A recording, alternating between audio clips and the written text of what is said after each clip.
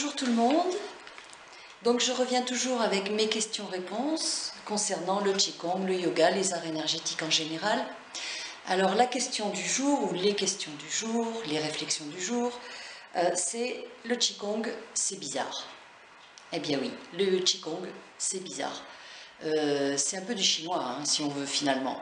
Quand on ne connaît pas du tout, qu'on n'a aucune notion, on n'en a jamais entendu parler, il faut vraiment s'intéresser aux arts énergétiques, se plonger dedans pour découvrir un nouveau monde, une autre façon de voir les choses, une autre façon de vivre son corps, des nouveaux mouvements. Vraiment, c'est des choses qu'on n'a pas l'habitude de faire tous les jours. C'est un autre langage, finalement. Donc au début, c'est vrai que ça peut surprendre.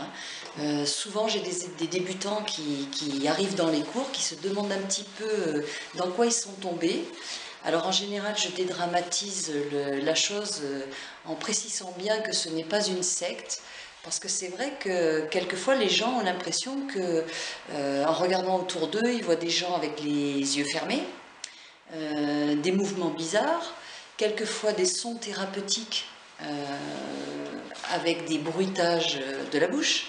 Donc ça peut être un peu déstabilisant au départ. On se demande, mon Dieu, je suis tombée dans quoi là? Ça peut avoir l'air un peu mystique, alors que ça ne l'est pas du tout. Il faut savoir qu'en général, dans les arts chinois, on pense à tout ce qui est bouddhisme, voilà. Donc c'est pas une religion, c'est une philosophie de vie, c'est une manière d'entretenir son corps pour entretenir sa santé. Mais il n'y a pas du tout de côté mystique, religieux. Il y a une nuance spirituelle dans le fait qu'on relie l'esprit avec son corps, mais ça n'a rien à voir avec le côté vraiment religieux, quoi. Donc le Qigong, ça peut faire sourire aussi. Quelquefois j'ai des gens nerveusement qui ne comprennent pas tout à fait ce qu'ils sont en train de faire, donc du coup ils ont envie de rigoler, quoi. Ils se disent c'est vraiment un truc très bizarre. Donc je vous rassure, c'est tout à fait normal. Il faut dépasser ça. Hein. Donc moi ce que je vous propose, c'est voilà, de toujours commencer avec un professeur, de commencer dans un cours, si possible de commencer en début d'année. Parce que si vous commencez la découverte de cette discipline au milieu d'année, vous n'allez pas avoir les codes, vous n'allez pas avoir les explications de base, les explications que le professeur vous donne au départ. Et si vous n'avez pas les clés, c'est difficile de comprendre ce que vous êtes en train de faire. En général, quand on commence un cycle, quand on commence une année de Qigong, ou une année de Tai Chi d'ailleurs, le professeur vous explique qu'est-ce que c'est un méridien, quelle saison on est, pourquoi on travaille tel organe, pourquoi on fait tel exercice. Il l'explique une fois, deux fois, trois fois dans les premiers cours, mais il ne va pas systématiquement le répéter pendant tout le trimestre. Donc c'est important, il me semble, d'être là vraiment du début, pour avoir les explications. Alors, après, un professeur n'est pas là non plus pour vous faire une formation. C'est-à-dire qu'il ne va pas vous ressortir toute sa formation, toute la théorie. S'il y a une heure et quart de cours, c'est le maximum. Donc, on est là pour pratiquer. On n'est pas là pour former les élèves. On n'est pas là non plus pour discuter et parlementer pendant les trois quarts du cours. Donc, on va vous donner des indices, nous en tant que professeurs, au fur et à mesure des exercices.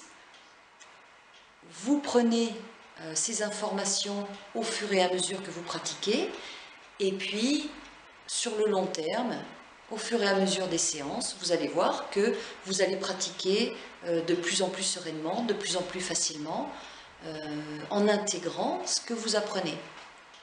Au début, on ne retient pas tout. Honnêtement, il y a beaucoup d'exercices, il y a beaucoup de méthodes différentes. C'est quelque chose qui s'intègre dans le temps.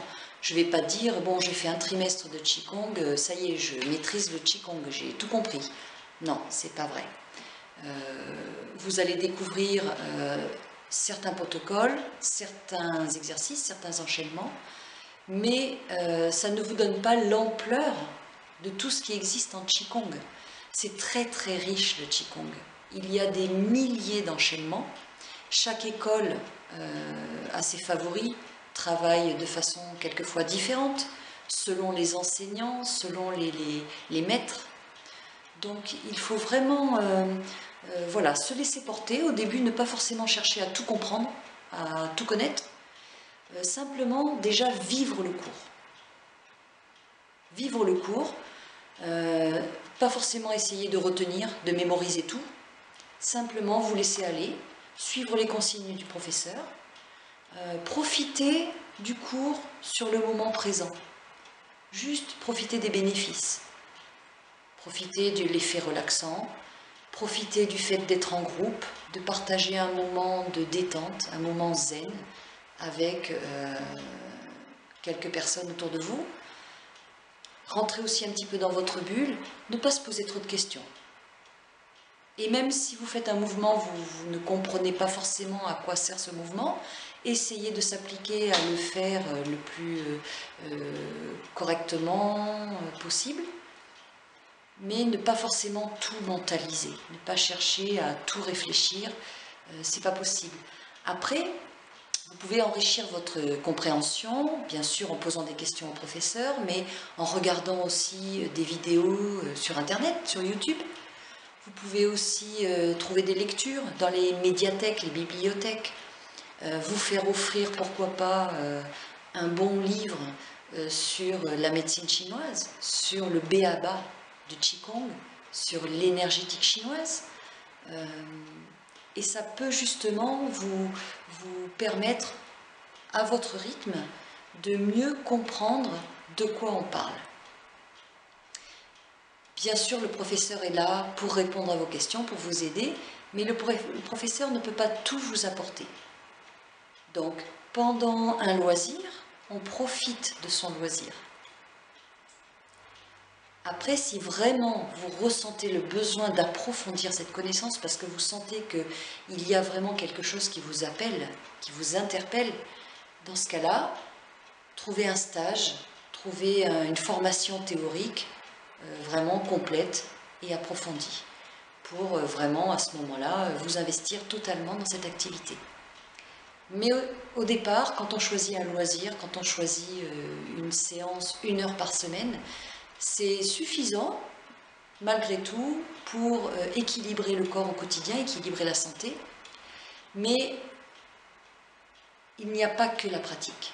Il y a toute une autre dimension qui va graviter autour du Qigong, autour du Tai Chi. Et c'est bien quand on pratique une activité d'essayer d'aller chercher un peu plus loin que uniquement la pratique physique. À partir de ça, je vous invite à justement aller chercher à l'extérieur, trouver des livres, trouver des vidéos, essayer d'enrichir vos connaissances, vos savoirs et votre curiosité. Bonne continuation, à très bientôt pour une autre vidéo et un autre thème. Au revoir.